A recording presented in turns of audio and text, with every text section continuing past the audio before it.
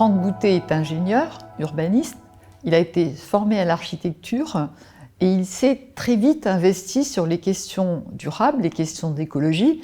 Il a fondé son agence, Franck Boutet Consultant, et il a exercé à toutes les échelles de l'urbain, du bâti jusqu'à la métropole. Franck Boutet, vous êtes à présent Grand Prix d'urbanisme et vous avez mené 12 explorations qui ont fondé votre doctrine aujourd'hui pour agir de manière écologique sur le territoire. Pouvez-vous en citer 3 ? Oui, alors une pensée et un travail de projet donc structuré autour de 12 explorations.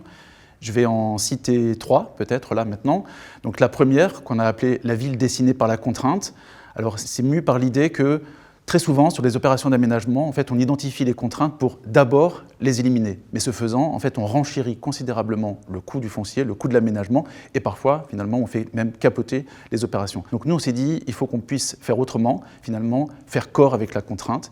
Ce qui est extrêmement intéressant, c'est qu'à la fois, il y a un objectif économique à la clé, donc aménager de façon plus économe, et également ça permet de dessiner des villes singulières, des villes particulières. Par exemple, sur Avenir Gambetta, on a proposé de travailler avec la dynamique de l'eau, c'est un territoire qui est très inondable, comment arriver finalement à dessiner une ville dans laquelle on pourrait presque attendre de façon désirable et désirer la montée des eaux, parce que la ville serait travaillée en conséquence. Donc ça, c'est la ville dessinée par la contrainte. Une autre exploration qui est importante par rapport à mon profil, à mon parcours, c'est celle qu'on a appelée le calcul comme boussole.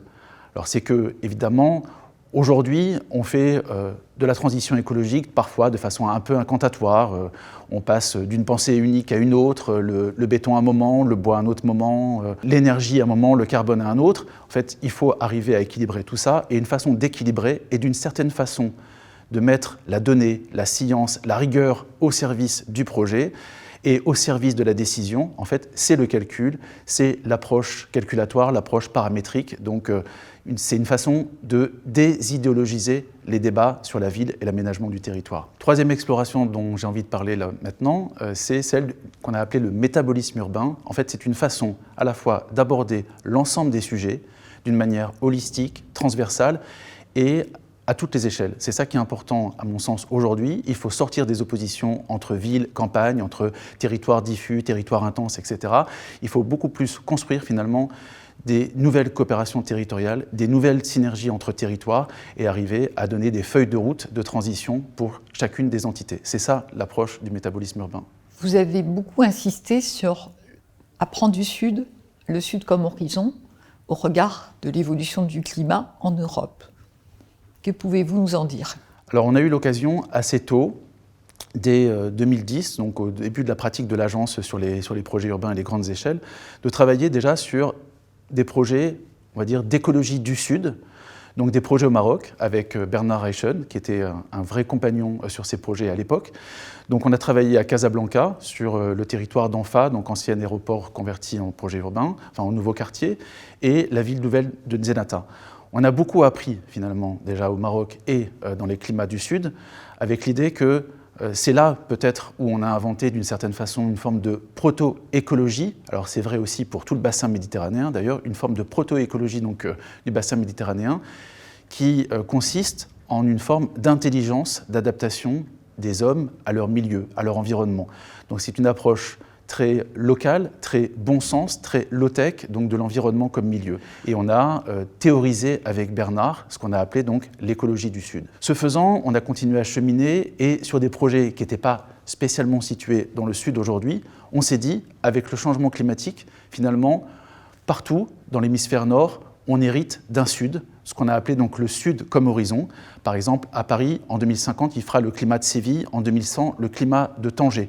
Donc comment on transpose ce que l'on a appris dans les projets du Sud et de cette écologie du Sud dans des territoires qui sont aujourd'hui plus au nord pour arriver à anticiper le changement climatique et finalement installer ces territoires, ces villes et ces projets dans une forme de résilience climatique.